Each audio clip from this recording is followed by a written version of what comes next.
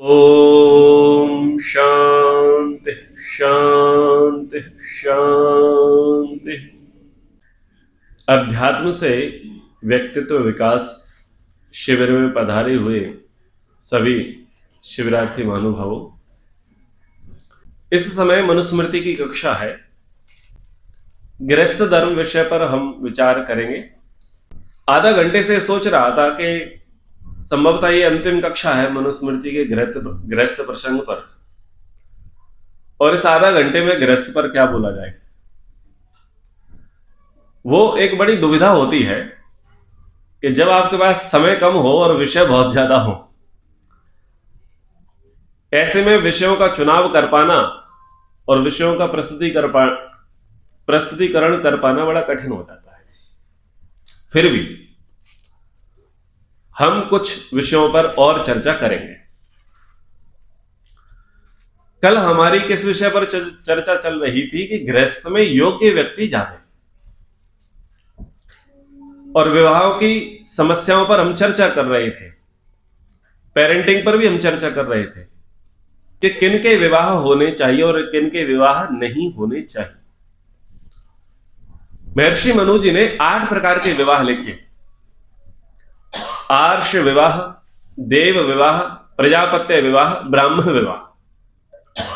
फिर 4 लिखे: आसुर विवाह, गंधर्व विवाह, राक्षस विवाह और पिशाच विवाह। 4 विवाहों को महर्षि मनु जी ने श्रेष्ठ माना और 4 विवाहों को अश्रेष्ठ माना। देव, आर्ष, ब्राह्मण विवाह वर्तमान कलयुग में हमें देखने को नहीं मिलते हैं। इस समय प्रजापत्य विवाह का प्रचलन अधिक है। प्रजापत्य विवाह का तात्पर्य होता है कि कन्या वर को पसंद करती है, वर कन्या को पसंद करता है, और दोनों को माता पिता पसंद करते हैं। यानी सभी की रजामंदी है, किसी एक की इसमें मर्जी नहीं है, तो उसको प्रजापत्य विवाह कहते हैं। उसको आदर्श विवाह के अंतर्गत कहा गया है। और शेष 4 प्रकार के विवाह, आसुर, गांधर्व, राक्षस और पिशाच, उनको हीन और निकृष्ट कहा गया। इस समय जो सबसे ज्यादा ट्रेंड कर रहे हैं वो आसुर और गांधर्व विवाह है, और यही विवाह सबसे ज्यादा गृहस्थी का सत्यानाश कर रहे हैं, क्योंकि ये है ही शास्त्र में अयोग्य कैटेगरी। तो अयोग्य कैटेगरी में जो विवाह है और उनको करेंगे तो निश्चित रूप से गृहस्थी अच्छी से चलने वाली नहीं है। गांधर्व विवाह दैहिक आकर्षण को बताता है कि दैहिक आकर्षण हुआ है और फिर विवाह कर लिया है, तो दैहिक आकर्षण के साथ जहां पर विवाह होते हैं वो गृहस्थी ज्यादा टिकती नहीं। और आसुरी विवाह जबरदस्ती की बात है या पैसे की बात है, जहां पर जबरदस्ती हो कि नहीं तुमको करना ही पड़ेगा, या दहेज हो, तो इन आधारों पर भी जब विवाह करे जाते हैं तो वो विवाह भी टिकते नहीं। मूल बात क्या निकल करके आती है? मूल बात यह निकल करके आती है कि विवाह तन और धन को देख करके नहीं करने चाहिए। इसका मतलब यह नहीं है कि हाथ अगरबत्ती, पांव मोमबत्ती और शरीर धूपबत्ती वाला दूल्हा पकड़ लो, या ऐसी दुल्हन पकड़ लो दधीची ऋषि वाली। इसका यह तात्पर्य नहीं है। तात्पर्य है संस्कार की प्रधानता, कि संस्कारों से विवाह करना है। परंतु लोग विवाह किससे करते हैं? या तो तन से करते हैं या धन से करते हैं। अब तन देखा है कि रूपवान है और रूपवती है, और सारे नियम बस्ते में डाल दिए। तन का आकर्षण, दैहिक आकर्षण, व्यक्ति ठीक है, सुंदर है, रूपवान अथवा रूपवती है, बस मोहित हो गए और विवाह कर लिया। तो महाभारत के युग में राजा नहीं बचे, उनके परिवारों का सत्यानाश हो गया दैहिक आकर्षण में। तो ये तो वर्तमान में कलयुग चल रहा है, और वो तो प्रतापी थे। उस समय धर्म की स्थापना थी, वेद की मान्यताएं थी, एक ईश्वरवाद था, और आज तो सभी शीर्षासन है। तो आज के दौर में अगर व्यक्ति देह को ध्यान में रख करके विवाह करेगा तो उसका क्या होगा, सोच लो।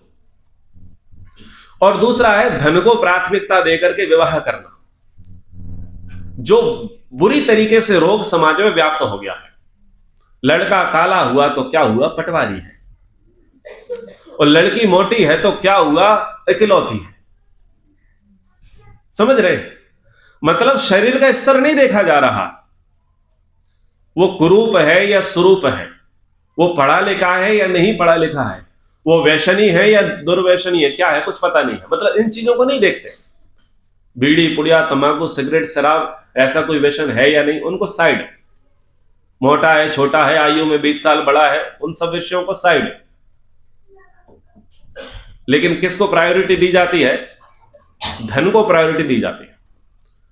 और धन को प्रायोरिटी देते हैं तो दोनों को जब वरमाला के लिए स्टेज पर खड़े कर देते हैं तो स्पष्ट पता चल जाता है कि जोड़ी किससे मिली है। जोड़ी धन से मैच करके बनाई गई है। तो बस चांद तारे जैसे दिखाई देते हैं, जैसे एक चांद होता है, दूसरा चांद में दाग होता है। आप समझ पा रहे मैं क्या कह रहा हूं?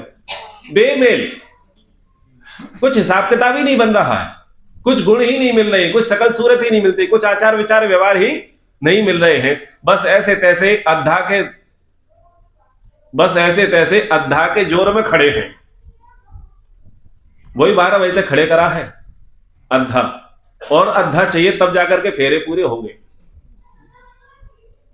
Half pack. तो मनुस्मृति इस बात का निषेध करती है, विरोध करती है कि तन और धन आपकी प्रायोरिटी नहीं होनी चाहिए। आपकी प्रायोरिटी होनी चाहिए क्या वो गृहस्थ के लिए कमिटेड है, गृहस्थ को वो वास्तव में चाहता या चाहती है क्या।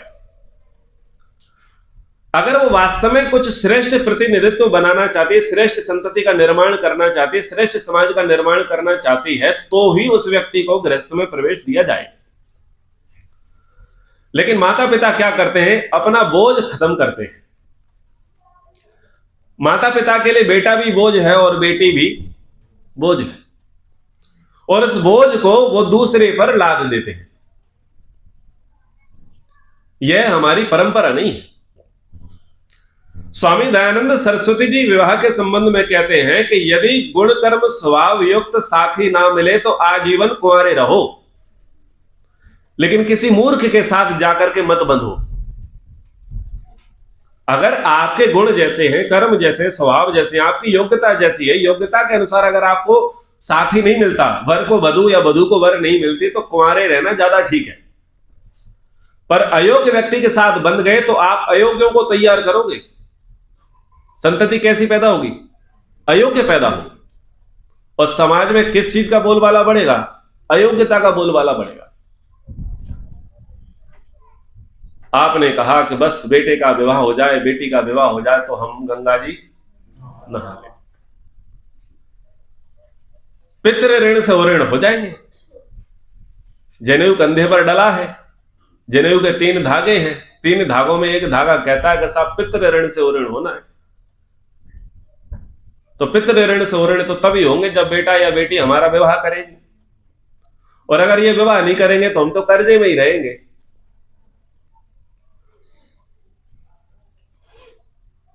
इसको पितृ ऋण से ऋण होना नहीं कहते, ये तो उल्टा कर्जा चढ़ाना।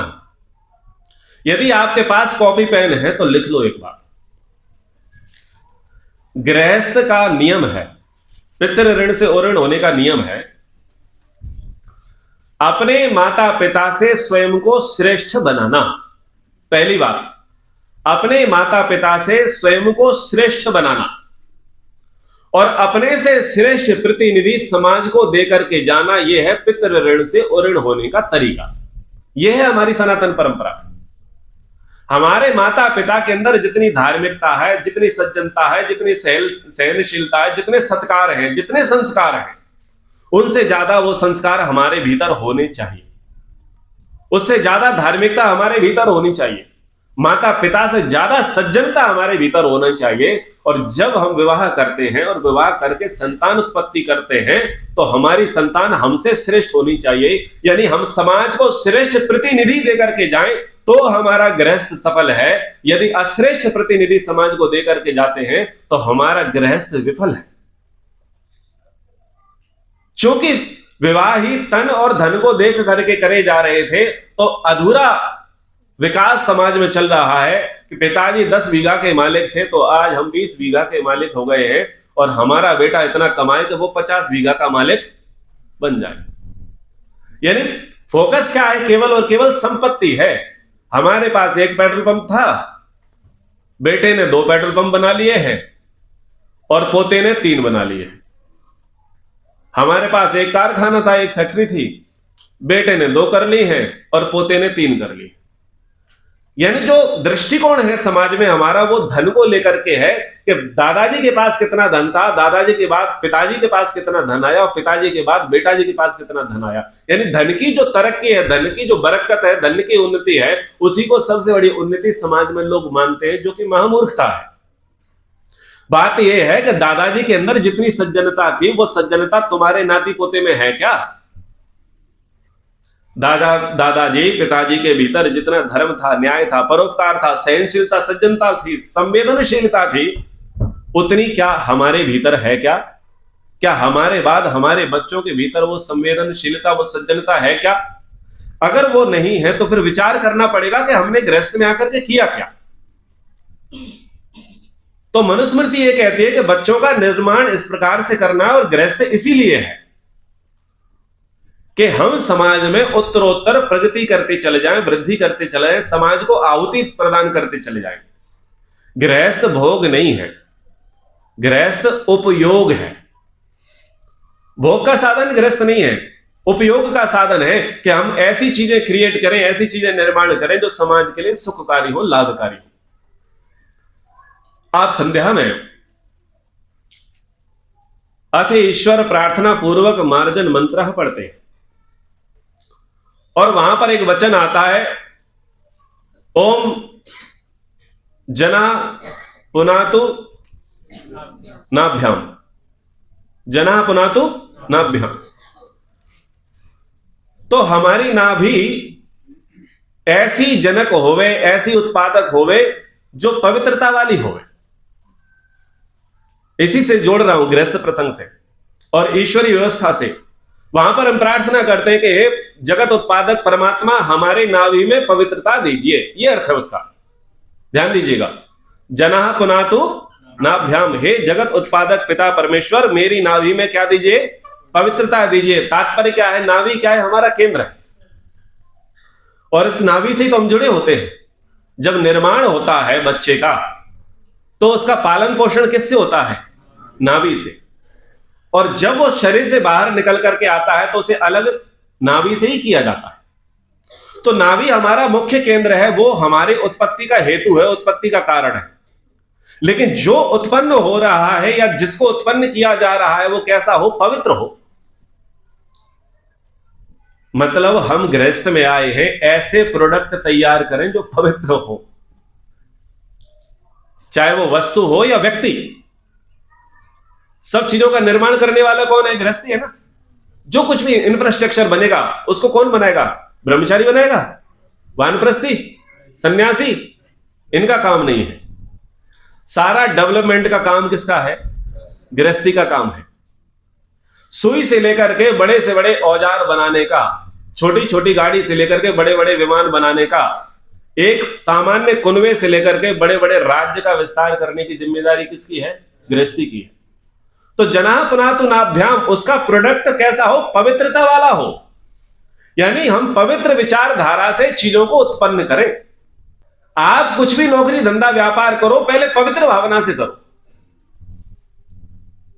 आपका विजन क्लियर होना चाहिए, उद्देश्य क्लियर होना चाहिए कि मैं जो नौकरी धंधा व्यापार या प्रोडक्ट का निर्माण कर रहा हूं, ये लोगों को सुख देगा, मुझे प्रॉफिट देगा, ये नहीं, लोगों को सुख देगा। यानी आपकी मेंटेलिटी कौन सी होनी चाहिए? परोपकार वाली मेंटेलिटी होनी चाहिए। अगर परोपकार की भावना से आप किसी चीज का निर्माण करोगे तो वह निश्चित रूप से समाज में परोपकारी सिद्ध होगी। एक व्यक्ति ने देखा कि गांव बस गया है और दूध लेने के लिए लोग बड़े दूर जाते हैं।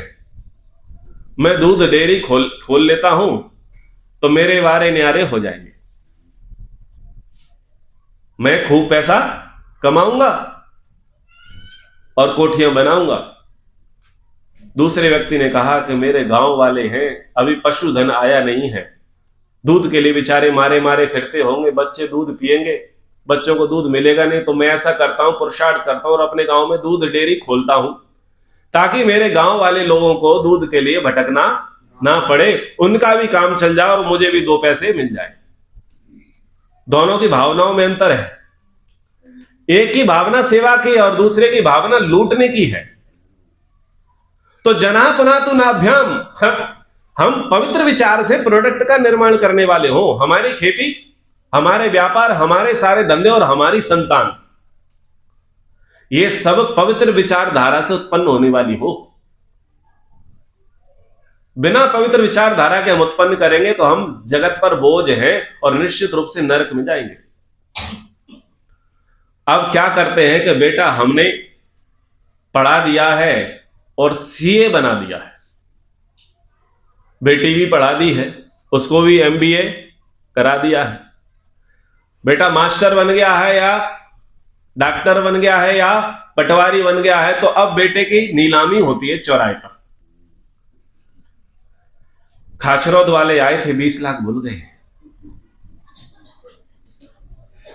रतलाम से आए थे, वो कह रहे थे कि 20 लाख देंगे, अंगूठी देंगे, सोने की चेन देंगे और एक सफारी भी देंगे। फिर पता चला कि वो फलाने जगह के थे, ढिकाने जगह के थे। यानी पिता माता क्या करते हैं? बच्चे की नीलामी करते, क्योंकि हमने इस बच्चे पर इतना इन्वेस्टमेंट कर दिया, इसकी पढ़ाई में इतना खर्च कर दिया है। तो अब क्या किया जा रहा है? वधू पक्ष से, शेखर जी, वधू पक्ष से अपने बच्चे की क्या लगाई जा रही है? बोली। नीलाम करा जाता है, अपना बेटा नीलाम करा जाता है। यानी पढ़ाया किस भाव से था भाई? सोचो आप, क्या जना पुनातु नाभ्याम, ये जो हम पितृ तर्पण कर रहे हैं, पितृयज्ञ कर रहे हैं, गृहस्थ में हम आए हैं, तो बच्चे को जो पढ़ाया लिखाया था, भाव क्या था हमारा? भाव समाज कल्याण था या अपनी 7 पीढ़ियों की व्यवस्था करनी थी? भाव 7 पीढ़ियों की व्यवस्था करनी थी, क्योंकि खेत बेच करके नौकरी लगाई है तो 10-20 बीघा तो फिर खरीदने पड़ेंगे। बच्चे को पुलिस में भर्ती कराया, 1 बीघा जमीन बेची है, तो पुलिस में जाकर के कौन सी सेवा करेगा? ब्याज पटाना है उसे। तो इतना कमाना है, चाहे हवलदार क्यों ना हो, इतना कमाना है कि 5-10 साल में पहले 10-20 बीघा खेत हम खरीद ले। यानी हम गृहस्थ में बच्चों को भेज रहे हैं या हमने बच्चे पैदा करे या बच्चों को हम पढ़ा रहे हैं, लेकिन उद्देश्य क्या है हमारा? समाज की सेवा करना या समाज का शोषण करना? जिन माता पिता की यह धारणा बन गई है कि हम बच्चों को पढ़ा करके समाज का शोषण करेंगे, उनसे को तो यही कहना चाहिए, तो भगवान उनको बांझ करे वो ज्यादा ठीक है, वो निसंतान हो वो ज्यादा ठीक है। जो बच्चों को इस भावना से पैदा करते हैं, इस भावना से पढ़ाते हैं कि हमारा बच्चा जो है इतना कमाएगा कि 7 पीढ़ियां बैठ करके। समाज को शोषण करने के लिए हमें बच्चे नहीं पढ़ाने हैं, समाज का कल्याण करने के लिए बच्चे पढ़ाने हैं। डॉक्टर बनाया है तो वो चिकित्सा के क्षेत्र में सेवा करे, टीचर बनाया है तो शिक्षा के क्षेत्र में सेवा करे, वकील बनाया है तो न्याय के क्षेत्र में सेवा करे, किसान बनाया है तो अन्य के क्षेत्र में सेवा करे। यानी हमारा विचार क्या हो कि जो भी हमारे बच्चे हैं, जो भी हमारा व्यापार है, वो समाज को सेवा देवे, समाज का कल्याण करें। अगर गृहस्थ में आकर के इस प्रकार की समाज सेवा हम नहीं कर सके तो समझ लो हमने गृहस्थ को डुबो दिया है। कोई गृहस्थ छोटा नहीं है, मतलब केवल विवाह कर लिया, बच्चे पैदा कर लिए, अपना नौकरी धंधा करने लगे, इतना छोटा हमारा प्रिंसिपल नहीं है। हमारा प्रिंसिपल बहुत वाइड है, बहुत बड़ा है, बहुत व्यापक है। ऐसे ही नहीं कह दिया कि जैसे वायु सब प्राणियों को धारण करती है, सब प्राणियों का कारण वायु है, वैसे ही सब आश्रमों का कारण गृहस्थ है। ऐसे ही नहीं कह दिया कि गृहस्थी पर ही ब्रह्मचारी आश्रित है, गृहस्थी पर ही वानप्रस्थी आश्रित है, गृहस्थी पर ही सन्यासी आश्रित है, ऐसे नहीं कह दिया। अरे बहुत बड़ी रिस्पॉन्सिबिलिटी है। तो अगर आप अपने बच्चों का उस प्रकार से निर्माण नहीं कर सकते तो उनको बोलो बेटा तुम एक ही काम कर सकते हो, या तो बाबा बन जाओ या सेना में चले जाओ, कम से कम कुछ तो उद्धार कर लोगे, या तो देश की रक्षा कर लोगे या धर्म की रक्षा कर लोगे, लेकिन समाज में रहना तो बहुत बड़ी जिम्मेदारी है, कोई छोटी बात नहीं है। पर समस्या क्या है कि पहले से माता पिता अयोग्य होते हैं, साठ गांठ करके उनके विवाह होते हैं, और वो भी यही काम करते हैं कि साठ गांठ करके बच्चों का भी विवाह हम करा दें। शास्त्रों को पढ़े तो सही कि वो गृहस्थी के विषय में कहते क्या है। गृहस्थ की कैसी कैसी मर्यादाएं शास्त्रों ने स्थापित करी, उस पर हम चिंतन तो करें। बोले साहब दान पुण्य धर्म सेवा पूजा पाठ तो सब ये संतों को शोभा देता है, हम तो सांसारिक आदमी है। गुजराती लोग ऐसा बोलते हैं। भैया सांसारिक आदमी हो मतलब सर्टिफिकेट मिल गया है क्या तुम्हें? हम तो संसारी लोग हैं। मतलब संसारी लोग हैं तो इसका मतलब समझाओ क्या? हरि भक्ति हमें नहीं करनी, दान सेवा दया परोपकार का काम हमें नहीं करना, स्वाध्याय साधना हमने नहीं करनी है। ये तो गुरुकुल के ब्रह्मचारी आचार्य और सन्यासियों का ही काम है, तुम ही करो, संतों का काम है। बस हम क्या करें? बोले महाराज आशीर्वाद दे दो, दूधो ना पूतो फलो, बस आप इतना कर दो और हमारा बस काम बन जाए। बाकी जो आप तपस्या करते हो उस तपस्या को हमारा नमन है। और बाप जी कभी आवश्यकता पड़े तो जरूर बोलना। आवश्यकता तो यही है भैया, तुम अपनी गृहस्थी को ठीक से चला लो, अपने धर्म को ठीक से निभा लो, ये महत्वपूर्ण है। मेरे कहने का तात्पर्य यह है कि गृहस्थी को हम सब ने बहुत हल्के में ले लिया है, और हल्के में मत लो। अगर जिम्मेदारी नहीं उठा सकते समाज कल्याण की परोपकार की तो गृहस्थी में कृपया प्रवेश ना करें, फिर खुद का उद्धार कर ले। गृहस्थ सीधी समाज सेवा है, भोग सेवा नहीं है कि हम शारीरिक ऐश्वर्यों की पूर्ति करेंगे, लोकेश्वरा वित्तेश्वरा की पूर्ति करेंगे, अपने भोगों को प्रायोरिटी देंगे। उसके लिए गृहस्थ नहीं होता।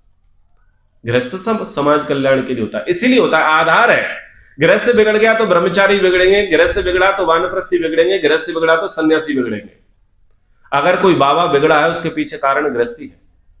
अगर बच्चे पढ़ने वाले बिगड़ रहे हैं तो उसके पीछे कारण गृहस्थी है। और बुढ़ापे में कोई सठिया रहा है तो यस, क्योंकि सबकी आधारशिला क्या है? गृहस्थ है। इसलिए गृहस्थ में योग्य व्यक्ति भेजने चाहिए, अयोग्य व्यक्ति नहीं भेजने चाहिए। मनुस्मृति पर आरोप लगता है कि मनुस्मृति स्त्री की विरोधी है, स्त्री स्वतंत्रता की विरोधी है। मनुस्मृति स्पष्ट रूप से दहेज का विरोध करती है, और दहेज के विषय में, दहेज के लोभियों के विषय में मनुस्मृति कहती है, स्त्री धनानी तूयो मोहाद उपजीवंती बांधवा नारी यानानी वस्त्रम वाते पापा यान्ति अधोगतिम। मनुस्मृति कहती है कि जो वर पक्ष के लोग वधु पक्ष के धन यान वस्त्र आदि का उपभोग करते हैं, उसी पर अपनी आजीविका चलाते हैं, वो अधोगति को जाते हैं। स्त्री के धन पर केवल और केवल स्त्री का अधिकार होता है। स्त्री के धन पर ना तो पति का अधिकार होता है, ना पति के पिता का अधिकार होता है। इवन वो अपने पुत्र को भी अधिकार नहीं दे सकती। 6 प्रकार का स्त्री धन कहा है शास्त्रों में। उस 6 प्रकार के स्त्री धन के विषय में कहा कि उस पर कोई दूसरा व्यक्ति हाथ नहीं डाल सकता, ले नहीं सकता। सबसे पहला, कन्यादान के समय पिता के द्वारा अपनी पुत्री को दिया जाने वाला जो धन है। फिर विवाह में जो शगुन मिलते हैं, उपहार मिलते हैं, वो भी उस कन्या का होता है। पश्चात जो वो लड़की जो विवाहिता हो चुकी है ससुराल में जाती है, ससुराल में आते हैं तब उसका जो वेलकम किया जाता है, नेक दिया जाता है, मुंह दिखाई कराई जाती है, उसको जो भी ससुराल में धन दिया जाता है उसका अधिकार स्त्री का ही है, उसी बहू का है। और जब वो बहू बेटी बनकर के वापस मायके आती है तो माता पिता के द्वारा जो से दिया जाता है वो धन भी उसी का होता है। 4 हो गए। और मांगलिक अवसरों पर पिता पक्ष से या पति पक्ष से जो धन दिया जाता है उस धन की स्वामिनी वही स्त्री होती है। ये 6 प्रकार का धन है जिसमें बंटवारा नहीं है। ना तो पिता उस धन का हिस्सा कर सकता, अधिकार कर सकता, ना पति कर सकता, ना ही पुत्र कर सकता। स्त्री केवल और केवल अगर देना चाहेगी तो अपनी बेटी को दे सकती है, अदरवाइज वो किसी को नहीं दे सकती। वो उसकी मर्जी है, फिर वो किसी को भी दे, लेकिन कोई भी व्यक्ति स्त्री के धन पर अधिकार नहीं रख सकता। लेकिन जो दहेज के लोभी लालची लोग हैं वो पहले से लंबी सी लिस्ट बना देते हैं, नरसी का भात बना देते हैं कि तुम्हारे तरफ से ये भी आएगा, ये भी आएगा, ये भी आएगा, जितना गिफ्ट आएगा खुद ही चांपते चले जाएंगे। आप सोचो धर्मशास्त्र क्या कह रहा है कि स्त्री के धन पर किसका अधिकार है, और हमारा समाज क्या कर रहा है, स्त्री के धन पर गिद्ध की तरह नजर गाड़े बैठा है। तो कह रहे हैं कि जो परिवार, जो वर पक्ष स्त्री के धन पर इस प्रकार से नियत डाले बैठा, उसी पर आजीविका चला रहा है, वो अधोगति को जाता है। आप देखते हैं कि दहेज प्रताड़ना में आकर के कितनी बच्चियां जो है जलमग्न हो जाती हैं, पानी में डूब जाती हैं, फंदे पर झूल जाती हैं, आग लग जाती है। डोमेस्टिक वायलेंस उनके साथ होता है, यानी घरेलू उनके साथ होती है, कारण दहेज। और उनको त्याग भी दिया जाता है, कारण दहेज। और शास्त्र में इसका निषेध किया गया, मनाही की गई। अब स्त्री के पक्ष की एक दूसरी बात बोलता हूं। आजकल स्त्रियां अकेला रहना ज्यादा पसंद करती है, फ्रीडम। लेकिन शास्त्र उसके लिए मना करते हैं कि स्त्री को स्वतंत्रता नहीं मिलनी चाहिए। और इसको लेकर के सबसे ज्यादा क्रिटिसाइज धर्मशास्त्रों को किया जाता है। अच्छा, स्त्री की स्वतंत्रता पर शास्त्र रोक लगा रहे हैं। उनकी मनसा कुछ और है, इसलिए वो आर्गुमेंट करते हैं। नीति शास्त्र कहते हैं, पिता रक्षति कौमारे, भर्ता रक्षति यौवने, रक्षन्ति स्थावरे पुत्रा, न स्त्री स्वातंत्र्यम अर्हति। स्त्री सामान्य नहीं है, विशेष है। और विशेष होने के कारण से वो सदैव रक्षणीय और सम्माननीय है। और सबसे पहली रक्षा का दायित्व है पिता रक्षति कौमारे। जब तक वो बेटी है, कुमारी है, तब तक उसकी रक्षा करने की जिम्मेदारी उसके पिता की है। और जब उसका विवाह हो जाता है तो उसकी रक्षा करने की जिम्मेदारी उसके पति की होती है। और जब पति वानप्रस्थ या सन्यास को चले जाते हैं और पत्नी बूढ़ी हो जाती है, तब बुढ़ापे में उस मां की रक्षा करेगा बेटा। यह हमारी व्यवस्था है। उसके लिए स्वतंत्रता नहीं है, यानी उसके लिए स्वच्छंदता का मनाही करी गई है कि हमेशा पारिवारिक व्यक्ति के साथ उसका प्रोटेक्शन बना रहे। एक परिवार का सदस्य हमेशा उसके साथ रहे, उसको अकेला ना छोड़े। जब शास्त्रों में इस प्रकार की बातें कही तो फेमिनिज्म वाले चिल्लाने लग गए, शास्त्र तो स्त्री विरोधी है, स्त्री की स्वतंत्रता के विरोधी है। भाई क्या चाहते हो? बोले यही चाहते हैं, रात के 11 बजे पब में जाएगी,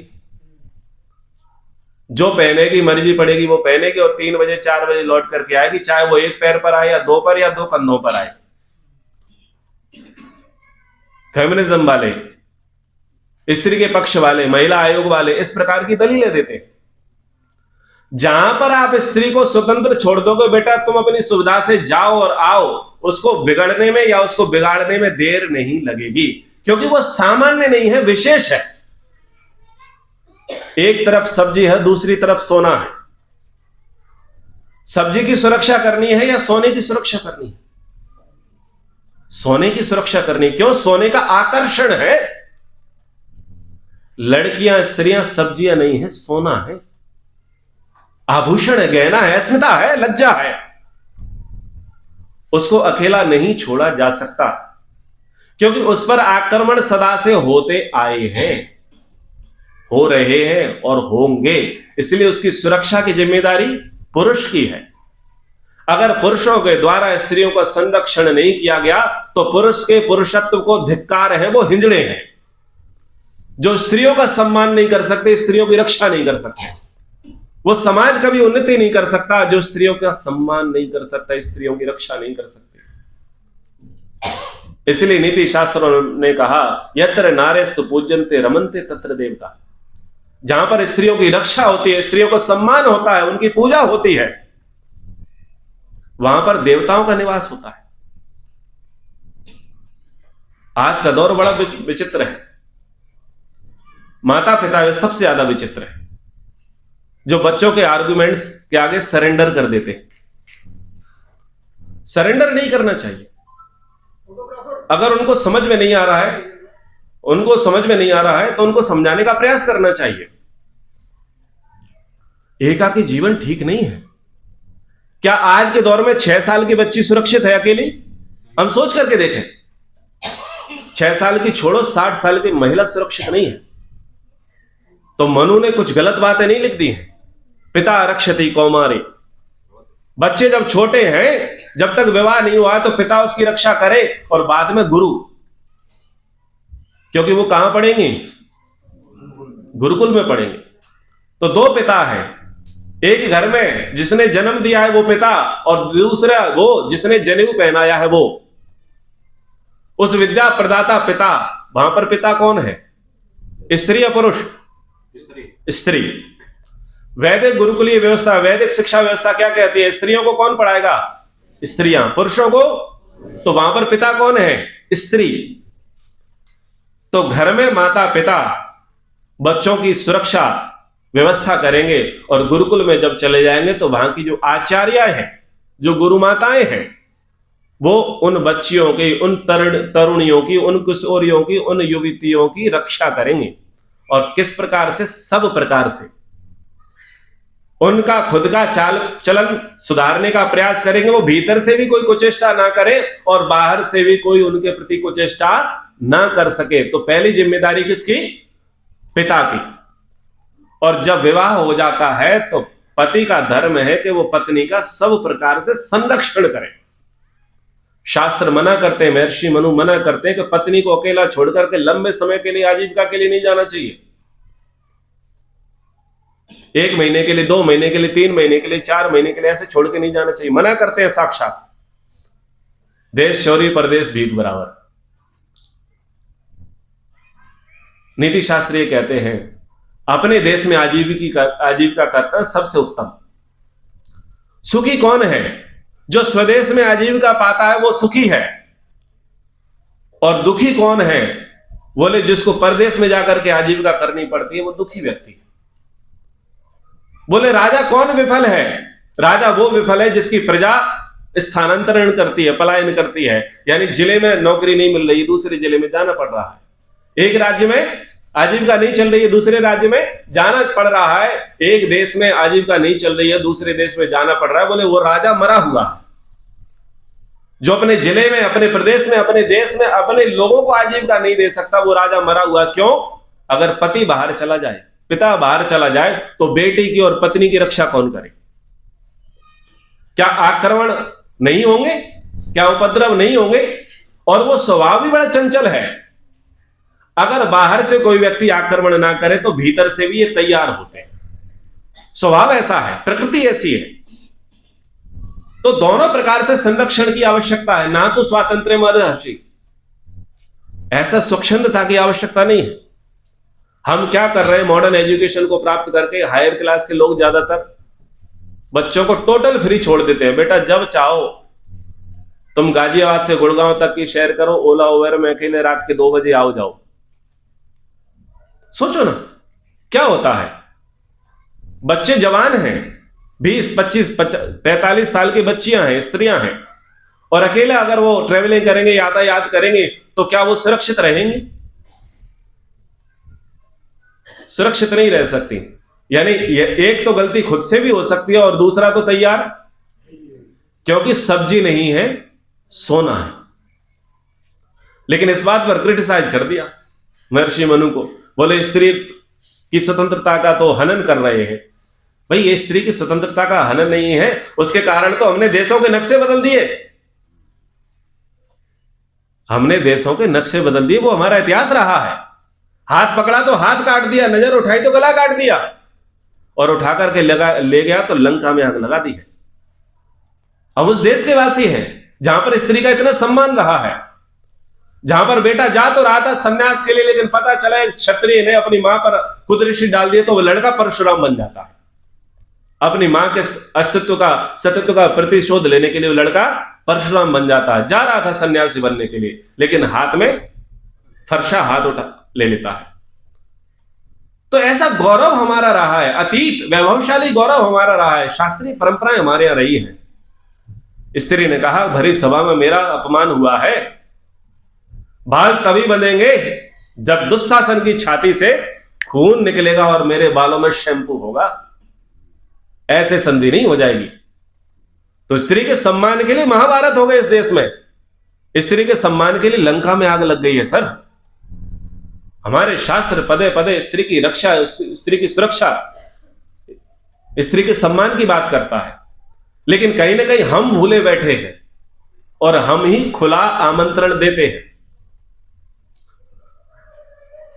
पुरुषों को भी समझना चाहिए और स्त्रियों को भी समझना चाहिए कि परस्पर हमारे किस प्रकार के संबंध हैं। सब पुरुषों को चाहिए कि वो मर्यादा से सबकी रक्षा करें और सब स्त्रियों को चाहिए कि वह भी मर्यादा का अतिक्रमण ना करें। और इस समय अतिक्रमण बहुत हो रहा, परिवार टूट रहे हैं। ऐसे में क्या स्वस्थ समाज बनेगा? विचारणीय विषय है। तो इसके लिए निषेध किया महर्षि मनु जी ने कि ऐसी ऐसी व्यवस्थाएं समाज में होनी चाहिए। दिल्ली में था और दिल्ली में एक देवी जी थी, नाम लेना नहीं चाहूंगा, और उन्होंने एक अलग प्रकार का फेमिनिज्म का उपदेश किया। उनका उपदेश इस प्रकार का था कि कोई भी लड़की विवाह ही ना करे, संभवतः उसको नहीं करना होगा, इसलिए उसका उस प्रकार का वक्तव्य था। मैंने उस पर आपत्ति दर्शाई, संयोजक था। मैंने कहा महर्षि मनु तो ये कहते हैं कि उसको साक्ष्य देने की जरूरत नहीं है, केवल वो कह दे कि गलत व्यवहार हुआ तो फांसी दी जाएगी, सर कलम कर दिया जाएगा। मनु की व्यवस्था है। और संविधान की व्यवस्था क्या है? उसको 50 बार नोचा जाता है। जज पूछेगा, वकील पूछेगा, डॉक्टर पूछेगा, ये पूछेगा, वो पूछेगा, फिर मीडिया पूछेगी, समाज पूछेगा। उसका शील हरण, चरित्र हरण तो एक बार होता है, पर संवैधानिक और कानूनी व्यवस्था न जाने तर तर, तिल तिल, प्रतिदिन, प्रतिक्षण उसके शील, उसके चरित्र, उसकी अस्मिता पर उंगलियां उठाते हैं। महर्षि मनु कहते हैं कि केवल कह दे, बस, किसी दूसरे की गवाही की आवश्यकता नहीं है। क्यों? महर्षि मनु मानते थे स्त्रियां सती साध्वी होती है, मर्यादा में रहने वाली, सत्यवाद नहीं है, झूठ नहीं बोलेंगे, वो किसी पर व्यर्थ आरोप नहीं लगाएंगे, ऐसा मनु मानते थे। और मनु को तो छोड़ो, आर्य समाजियों की यह मान्यता थी। अंग्रेज सरकार जब भारत में प्रभुत्व कर रही थी और कोई क्रांतिकारी यदि आर्य समाज से बिलोंग कर रहा हो तो उसके सामने गीता लाने की जरूरत नहीं पड़ती थी।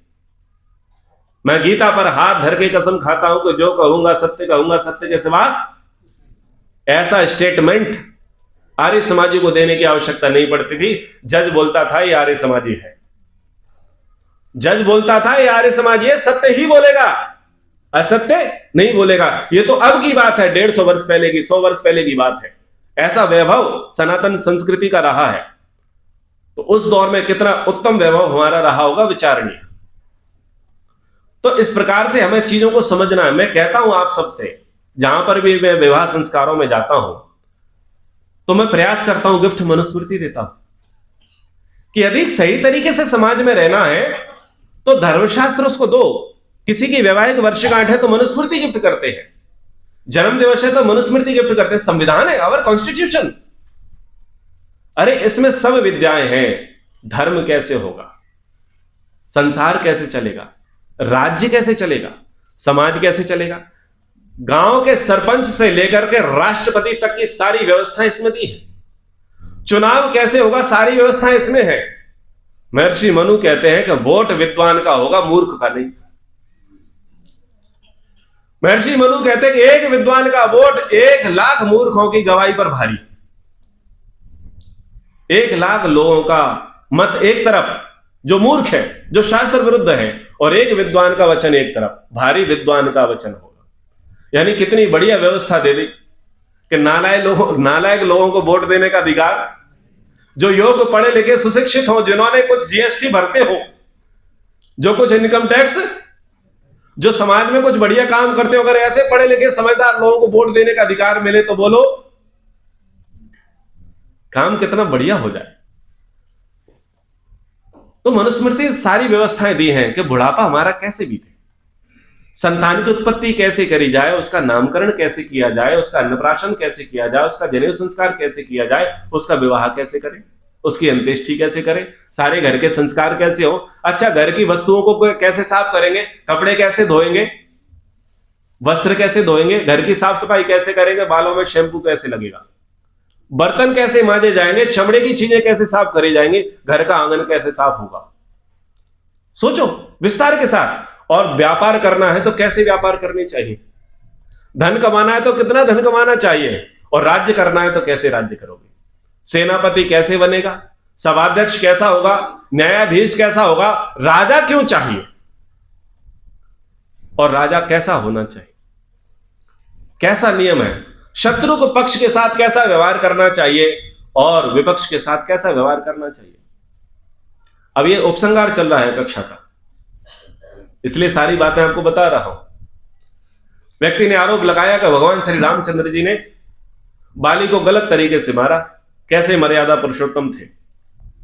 तो उन्होंने वहां पर मनुस्मृति के वचनों को कोट किया। मनुस्मृति के वचनों को कोट करते हुए बताया कि बाली तेरा वध करना न्याय पूर्वक था, न्यायोचित था। इस समय भरतवंशी राजा भरत का राज्य चल रहा है और मैं उत्तराधिकारी के रूप में यहां पर आया हूं। जो व्यक्ति अपने भाई की पत्नी को जबरदस्ती रख ले वे और इनोसेंट भाई की प्रॉपर्टी पर अधिकार कर ले, वो वध करने योग्य है। जो अपनी भाई की पत्नी को हड़प ले और भाई की प्रॉपर्टी को हड़प ले, वो व्यक्ति जीने लायक नहीं है। मैंने उसी महर्षि मनु के संविधान का पालन करते हुए तुझे दंड दिया है। लोगों ने भगवान कृष्ण पर आरोप लगाए, बोले वो तो छलिया थे, छल कपट से कर्ण को मरवाया, द्रोणाचार्य को मरवाया, युद्ध करवाया, कंस को मरवा दिया, जरासंध को मरवा दिया, सारा उल्टा ही सारा काम कर रहे। महर्षि मनु को पढ़ो, युद्ध की नीतियां बताई है, तरीके बताए हैं, क्या नियम होता है क्या नियम नहीं होता। पृथ्वीराज चौहान युद्ध करते हैं, 17 बार पराजित करते हैं, लेकिन क्या नियम पकड़ करके बैठ गए कि शत्रु की पीठ पर वार, नियम नहीं पड़े। अरे धार्मिक शत्रु के लिए नियम है, अधार्मिक शत्रु के लिए कोई नियम नहीं होता। जब एक ही भगवान को मानने वाले हो, एक ही वेद को मानने वाले हो और किसी कारण से झगड़ा हो गया हो, तब धर्म युद्ध होता है। वो भी उसी ईश्वर को मानता हो जिस ईश्वर को हम मानते हैं, वो भी उसी संविधान को मानता हो जिस संविधान को हम मानते हैं। बस जमीन को लेकर के, स्त्री को लेकर के, प्रॉपर्टी को लेकर के, किसी अन्य चीजों को लेकर के, नदी को लेकर के कोई विवाद होते हैं दो राजाओं के बीच में, उन विवादों के कारण युद्ध हो सकते हैं। तो फिर वहां पर नियम बता दिया कि ठीक है भाई, अगर कोई भाग रहा है युद्ध भूमि से तो उसकी पीठ पर वार नहीं करना है। लेकिन जो धर्म का ही नहीं है, जिस ईश्वर को हम मानते हैं उस ईश्वर को मानते ही नहीं है, जिस संविधान को हम मानते हैं उस संविधान को मानते ही नहीं है, और वो तो हमारी विचारधारा का महाद्वेषी है। तो महर्षि कणिक कहते हैं, महर्षि कणिक ये कहते हैं, सोता भी मिले तब भी मार दो। आचार्य चाणक्य की पॉलिसी देखो, निकल करके जा रहे थे, कांस की घास ने केवल थोड़ा सा उंगली काट दी। उन्होंने क्या किया, मट्ठा लेकर के आए और कांस की घास की जड़ में डाल दिया। बोले क्यों? आज मैं कटाऊं, कल को ये किसी और को काटेगा, इसलिए समूल विनाश कर दो। जब कोई उपद्रवी है, आतताई है, क्रूर है और आपका टोटल विरोधी है, उसके लिए युद्ध दूसरी बात कहता है कि जब मिले, जैसा मिले, मौका मिले, काट दो, मार दो, छोड़ दो, छोड़ो मत उसे। लेकिन कहीं ना कहीं हम क्या करते हैं, नीति शास्त्रों का पालन नहीं करते, नीतियों का पालन नहीं करते। क्यों? पता ही नहीं है। पता हो तो कुछ कर पाए। तो ऐसी बहुत सारी चीजों की चर्चा महर्षि मनु कहते हैं। संविधान की चर्चा करते हैं। आप दुबई कोई गया हो या कोई घूम करके आए एक बार, वहां मनुस्मृति का संविधान दिखाई देता है। महर्षि मनु कहते हैं एक बार कोई चोरी करे तो उंगलियां काट दो, दूसरी बार करे तो हाथ काट दो, और वही व्यक्ति तीसरी बार करे तो गला काट दो। और जो दस्यु है, डाकू है, लुटेरे हैं, उनको राज्य में ठहरने की आवश्यकता नहीं है, उनको देश निकाला दे दो। तो ऐसा सुनते हैं दुबई वालों के द्वारा, जो अपने घूम करके आते हैं, यजमान मंडली बताते, बोले आचार्य जी अगर वहां चोरी कर ली तो 24 घंटे में देश छोड़ना पड़ेगा, और पकड़े गए तो हाथ तो कटेंगे ही। और वो विकसित देश है जहां पर पानी नहीं है, पर उन्होंने सब कुछ व्यवस्थाएं कर ली है। बहुत डेवलप देश है, वहां नियम पालन करे जाते हैं। कोई भी रोड एक्सीडेंट वहां पर होता नहीं है, कोई भी गाड़ी ओवरटेक करती नहीं है। नियम बहुत सख्त है, सारे के सारे नियम महर्षि मनु के हैं। महर्षि मनु कहते हैं कि अपराधियों को तो राजमार्ग पर जेल बना करके खड़ा करो। अपराधी हैं तो जो मुख्य राजमार्ग है जहां से प्रजा जाती हो, वहां पर खुली जेलें रखो ताकि वो दिखाई दे कटे कटाए हाथ वाले। अपराधी दिखने चाहिए कटे कटाए हाथ वाले, ताकि उनको देख करके कोई दूसरा व्यक्ति अपराध करने की हिम्मत न करे। गजब की नीतियां महर्षि मनु जी ने दंड व्यवस्था के अंतर्गत, राजधर्म के अंतर्गत दी है। तो चूंकि यह समापन चल रहा था, इसलिए मैंने संक्षिप्त कुछ बातें महर्षि मनु की आपके सामने रखी हैं। और इस दौर में सबसे ज्यादा महर्षि मनु को क्रिटिसाइज किया जा रहा है, मनुस्मृति का क्रिटिसाइज किया जा रहा है। तो हम धर्मावलंबी लोगों का यह परम कर्तव्य है कि हम सबसे पहले खुद समझे मनुस्मृति क्या है और उससे हमें कितना लाभ है। और जब आपको पकड़ में आ जाएगा तो आपको यह भी समझ में आ जाएगा कि मनुस्मृति का विरोध क्यों हो रहा है। मनुस्मृति का इसलिए विरोध हो रहा है कहीं राम राज्य ना आए। मनुस्मृति का इसीलिए विरोध हो रहा है कि फिर से सनातन अपने चरम उत्कर्ष पे ना आ जाए। मनुस्मृति का इसीलिए विरोध हो रहा है कि कहीं ये फिर से विश्व गुरु ना बन जाए। मनुस्मृति का इसलिए विरोध हो रहा है कि कहीं ये फिर से सोने का हाथी ना बन जाए। चिड़िया नहीं, हाथी ना बन जाए। चिड़िया को तो कोई भी पिंजरे में डाल ले, फिलॉसफी ठीक करो। सोने की चिड़िया नहीं, सोने का हाथी या सोने का शेर बोलो, चिड़िया नहीं बोलना है। तो आप सबके सामने ये मैंने बातें कुछ मनुस्मृति की मुख्य रूप से गृहस्थ धर्म के प्रसंग में और उपसंहार के रूप में संपूर्ण मनुस्मृति की बातें आपके सामने रखी हैं। आपसे निवेदन, आप इसका लाभ लेवे और खुद भी लाभान्वित होवे और औरों को भी लाभान्वित करें। समय के अनुसार अपने वक्तव्य को विराम। एक बार ओम का उच्चारण। ओ